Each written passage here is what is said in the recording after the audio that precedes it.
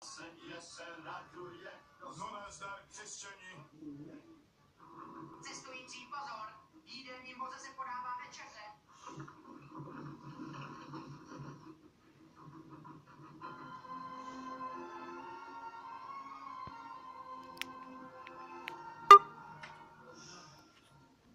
To je on. První obchodní dům tohoto typu na světě.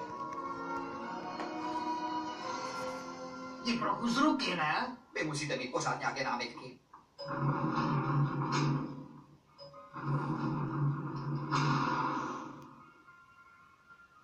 Tohle je laskavý a osvícený prezident společnosti Quickie Mart a Stop Mart for Hire.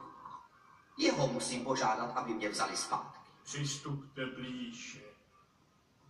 Mistr zná vše, kromě kombinací k sejfu. Můžete mi položit 3 otázky. To je báječné, mně totiž stačí jenom jedna. Vy jste opravdu šéf Quickie Martu? Ano. Vážně? Ano. Vy? Ano. Vaše 3 otázky jsou vyčerpány. Ale já musím... Děkuji, přijďte zas. Ale- Děkuji, přijďte zas. Taková nula.